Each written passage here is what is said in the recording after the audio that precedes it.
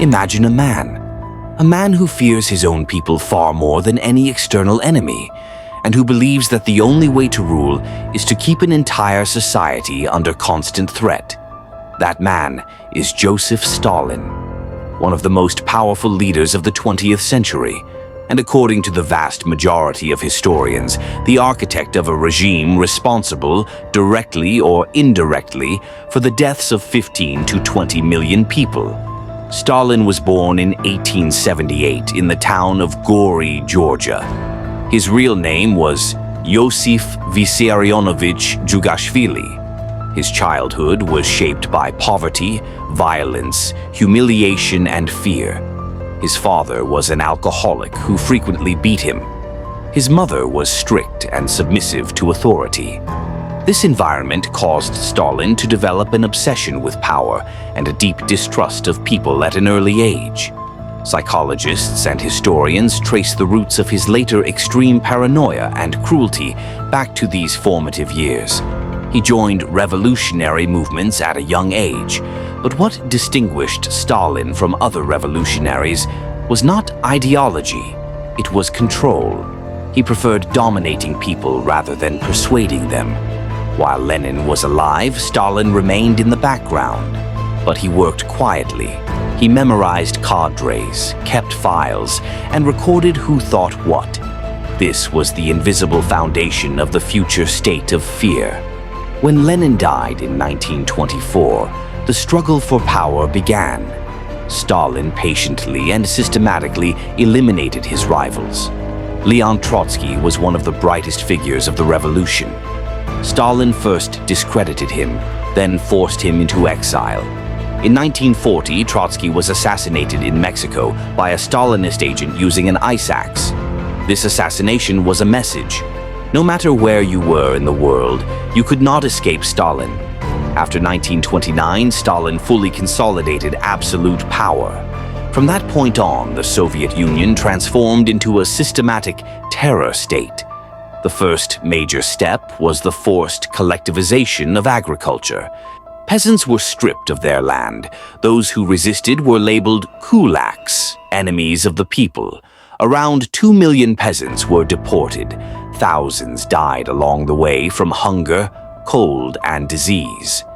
Between 1932 and 1933, one of the worst man-made disasters in history occurred, especially in Ukraine. The state confiscated grain supplies. Villages were completely isolated from the outside world. Those who attempted to flee were shot. As a result, between 3 and 5 million people died of starvation. People ate tree bark.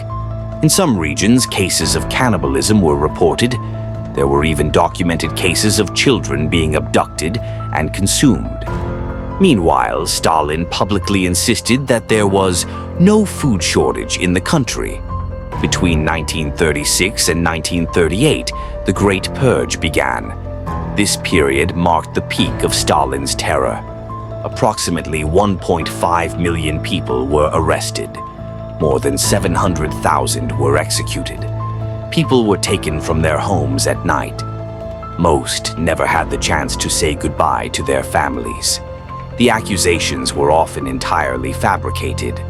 Sometimes the only reason for execution was a wrong look, a wrong thought, a wrong behavior. Even the army could not escape this terror. Nearly 80% of senior Soviet military commanders were executed or imprisoned. This purge left the country dangerously vulnerable, but this did not concern Stalin. In his eyes, the greatest threat was not foreign enemies, but his own people. The Gulag labor camps became the symbol of Stalin's era. Between 1930 and 1953, approximately 18 million people passed through these camps. In the gulags, working at minus 40 degrees, forced labor for 12 to 14 hours a day. Hunger and disease were part of everyday life. It is estimated that 1.5 to 2 million people died in the gulags. One prisoner summarized the reality with a single sentence: "Even dying here requires permission." Stalin's paranoia eventually reached its peak. He trusted no one. not even his closest associates. He accused his own doctors of conspiracy. Shortly before his death, the country's best doctors were arrested. During World War II, Stalin's orders cost millions of lives. Retreat was forbidden. Soldiers who fled were shot. The Soviet Union's total wartime losses are estimated at over 20 million people. A large portion of these losses resulted from military mistakes and ruthless discipline. When Stalin died in 1953, an eerie silence fell over the country. People did not even know whether they were supposed to cry, because for years the only emotion they had known was fear. After Stalin, repression gradually decreased, but the suffering endured by millions of families never disappeared.